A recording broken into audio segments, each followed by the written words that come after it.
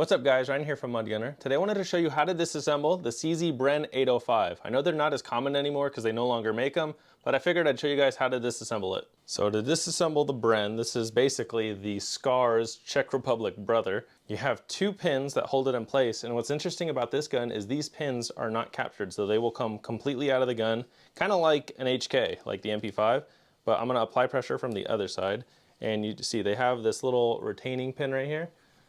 So you're just going to apply pressure kind of against it and it'll fall into place right there.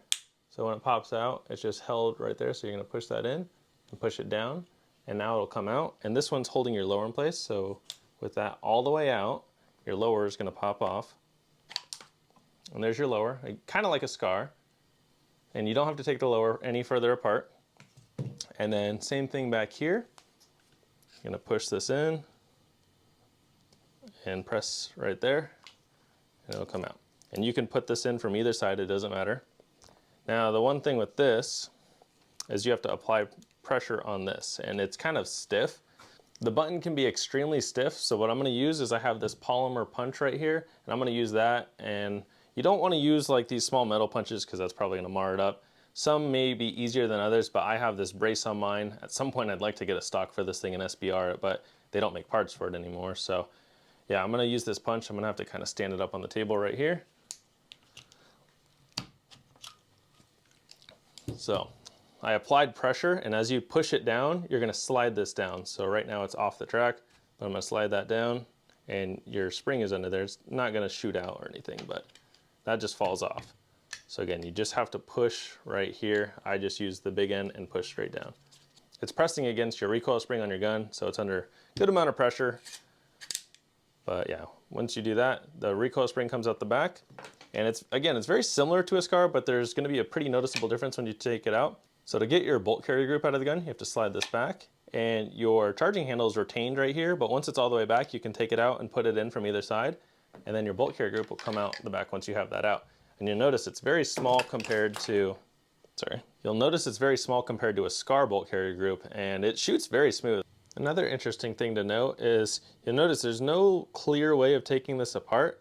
Well, that's because they have it all punched in place, so you don't actually take your bolt out of the gun, which I find very interesting. I like the idea of being able to take it apart for maintenance and everything, but yeah, this is all captured back here, so you don't actually need to take it apart because they have everything pinned in place. But what I noticed is this is a very clean system, and I don't run it suppressed, so when you add a suppressor, it really makes things dirty. But unsuppressed, this is an extremely clean system. So, and you'll notice I have it well oiled, and I got some Jello sauce in there. That's my buddy's lubrication company. Makes this gun run extremely smooth. It shoots like butter. I'll do a shooting video on it here soon. But yeah, that's your bolt carrier group. And aside from that, you can take the piston out the front.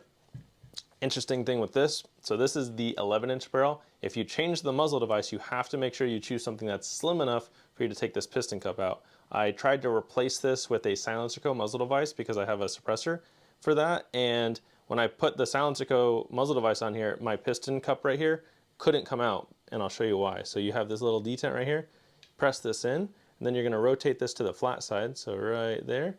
Now it'll come out the front, but you'll notice it just barely makes it over that, so you can't get it out until it goes over this. So certain muzzle devices will not allow this to come out. So just be aware if you get one of these and you run into that. But yeah, once it's here, piston cup comes out, and then your piston rod comes out. And again, this gun shoots like butter. It's very slick. You don't hear any grittiness in anything. It's just a very clean running system. And again, I don't suppress it, but yeah, aside from that, that's the whole disassembly. Extremely easy to maintenance, and it does not get that dirty. So let's put it back together. So you can start by putting your piston rod back in here. There's a hole for it to fall into place too, which I can't do with it this way, so I'm going to stand it up to do this.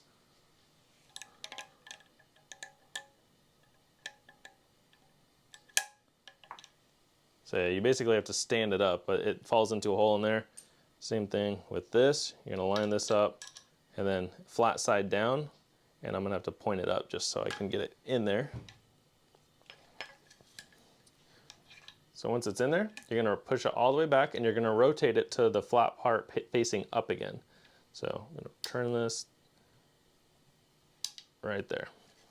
The flat part facing up is the traditional spot that it needs to be in. I believe the other one is either going to be adverse or suppressed. Every company is slightly different, but yeah, flat part's facing up for unsuppressed use. And then we're going to slide the bolt carrier group back in place. There's a track for it to fall into. And you just got to make sure your bolt is in the forward position so this falls into that track right there. Once it's in, you can put your charging handle back in the hole right here, and you can pick which side you want it on. You just have to make sure that half cut is facing down. So I keep mine on the left side. So I keep mine on the left side here, push it all the way in, and once it's forward, it's captured, so it's not going anywhere. Now we can put our recoil spring back in place. And same thing, this also has a track, so it's going to be with these lugs facing down. And it's under spring tension, so you're going to have to apply pressure to this when you're putting your brace or stock or end plate back on. So we're going to slide the brace back over. Again, I'd like to get a stock for it, but they're hard to find and I need to SBR it. So you're going to press this in and slide this up, and you're going to press it till it goes up. So I'm going to apply pressure with my finger. It's going to slide up. And what's nice is it's just going to pop back in place. And now that's captured. And we're going to have to put our pin back in to hold it all in place. But what's funny is it's pretty captured without that pin, but I wouldn't test my luck on shooting it without that in there. So we're going to put the lower back in right here. It kind of falls into a groove and then goes straight up. And then you can put your pin in. Doesn't really matter which side you put it on. You kind of do it at an angle so it'll go in smoothly. And then it'll push all the way through and it's captured. Same thing with this one. Just put it in at a slight angle.